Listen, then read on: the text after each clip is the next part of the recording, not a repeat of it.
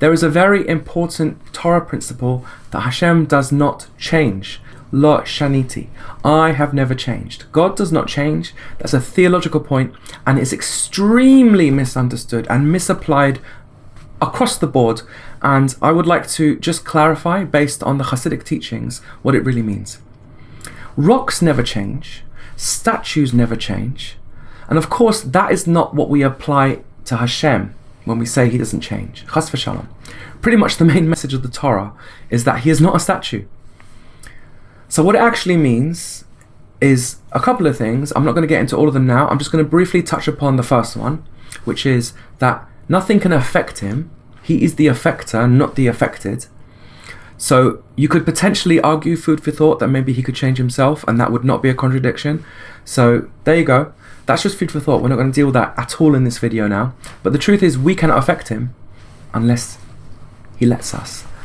However, what I am going to discuss in this video is the fact that he can't change based on the idea, the very important Torah idea, that our God is perfect in every form of perfection and cannot improve or get worse.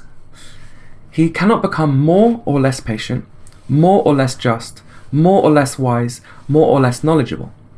He is already the most patient possible, the most just, the most kind, the most wise, the most knowledgeable, the most caring, etc., etc., etc. All forms of perfection, he's the most perfect. So if we were to ask his opinion on any matter, his opinion is also perfect and will never change. If he did change his opinion, that means his original opinion was not perfect. There was some flaw in his wisdom, his knowledge, his kindness, etc. And it was pointed out to him so that he rectified it, reanalyzed, and came up with a new opinion as a result. Chas v'shalom. So no, his opinions are perfect and can never change. Therefore, if we see him as having a new opinion on the same matter, the only possibility is that it's not actually the same matter. The matter has changed, and hence we are now hearing his opinion on this new matter. For example, Hashem says, Salachti kitvarecha, I forgive you according to your words by the sin of the spies, in Bamidbar 14:20. What changed? Moshe apologized, prayed, and the situation itself changed. Hashem's opinion didn't change about the same situation, but the situation changed and Hashem revealed a new opinion. When it comes to sins of spies, if nobody apologizes, Hashem's opinion is that they should be destroyed. If someone does apologize, his opinion is to spread the anger over many generations and galiyot, ultimately not destroying all, but preserving a remnant. See Rabbeinu Bachaya on the same chapter, but Pasuk 17. Beautiful. This is also true of the incident with Moshe and the Chet HaEgel. See Rashi and Ramban on Shemot 32:10. Ramban reads the phrase, Ata hanicha li v'yecha api b'hem v'achlam, leave me and I will pour my anger on them and destroy them, as if you leave me and do not pray, then I will. But through your prayer, which will change the situation, I will repent and not destroy them. This is really not too hard to understand.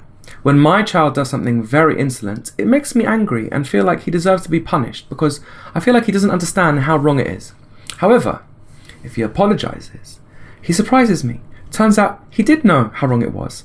Suddenly I don't want to punish him anymore. In fact, I want to reward him for that. Did I change my mind? Not really. I still agree that punishing would have been the right thing if he hadn't have apologized. It's just that I don't believe that anymore because it turns out it was never true. I changed my mind but really didn't. The situation was different. But the truth is, humans do change their minds because we are fallible. We can gain wisdom and knowledge and lose it. We can therefore make mistakes, like I did with my kid above. We can be patient one day and not the next. Our kindness goes up and down, just as our justice does. If we were in the wrong moods, we punish. If we're in the right moods, we forgive. The lesson here is that this is not true of Hashem. He is always true, always patient, always perfectly kind and just. He can't gain knowledge or wisdom, nor lose it.